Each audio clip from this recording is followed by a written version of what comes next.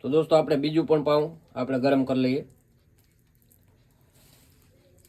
આ મસાલાદાર થઈ જાય એકદમ. ને થોડુંક આપણે આમાં નાખી દેવાનું. જોઈએ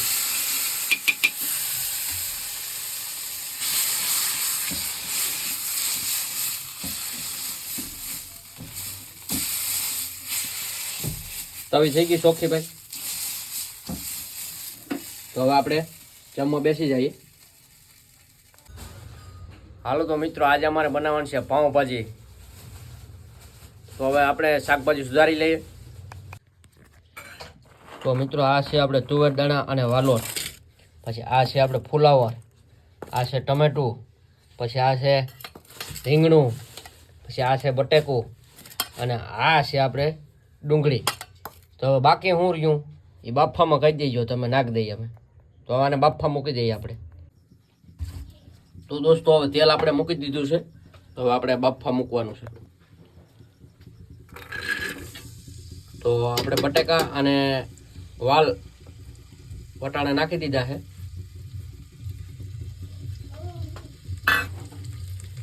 તો હવે નાખવાનું છે આપણે બીજું શાકભાજી. તો આપણે આ હવે લઈ લીધું છે મીઠું. તો હવે નાખી દઈએ આપણે હળદર. હવે આમાં થોડુંક આપણે પાણી નાખી અને આપણે બાફવા મૂકી દઈએ. ઢાંકણું ઢાંકી દઈએ કુકરનું.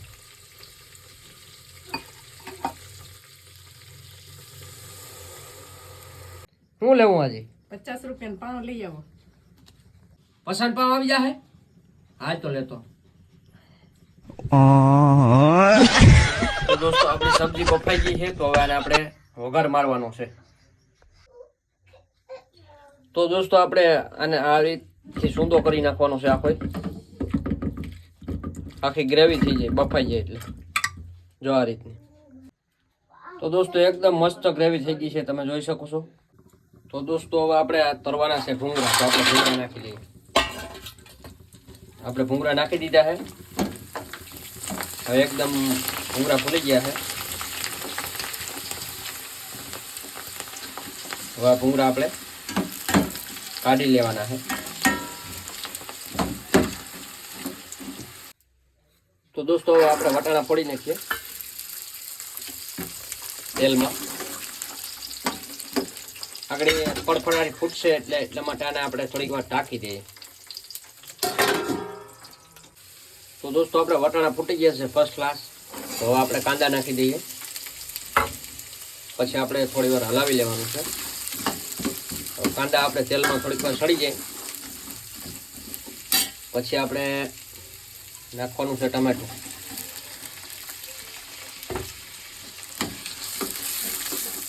હવાને થોડી વાર તેલમાં સડવા દેવાનું છે. પછી નાખવાનું છે આપણે મીઠું. સ્વાદ પૂરતું આપણે મીઠું નાખી દઈએ. પછી નાખવાનું છે આપણે ચટણી. તો 1.5 ચમચી આપણે ચટણી નાખી દઈએ. પછી આપણે નાખવાનું છે હિંગ.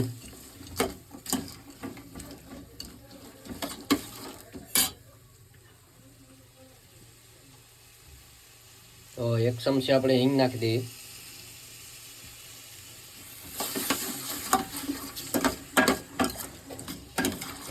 હળદર તો આપણે ઓલરેડી આમાં નાખેલી છે, એટલા માટે આમાં આપણે નથી નાખવાની. હવાને આપણે થોડી વાર પાણી નાખી છોડવા દેવાનું છે. તો દોસ્તો, આપણે આ પાકી ગયું છે. તો હવે આપણે ભાજી આપણે ભેરી કરી દઈએ. તો હવે આને આપણે મિક્સ કરી લેવાનું છે.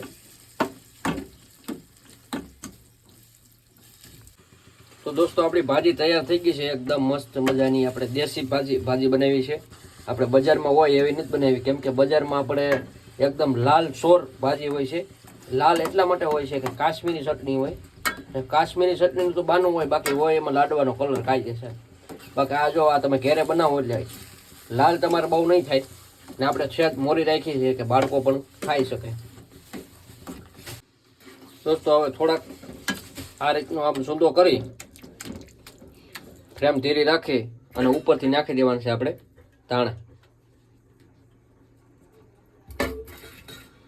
હવે આપણે પાઉં ગરમ કરી લઈએ.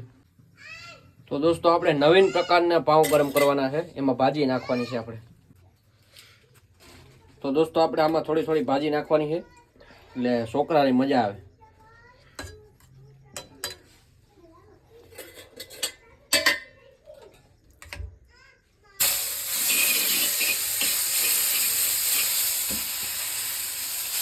યાર નવીન પ્રકારના પાઉં આપણે ગરમ કરવાના છે.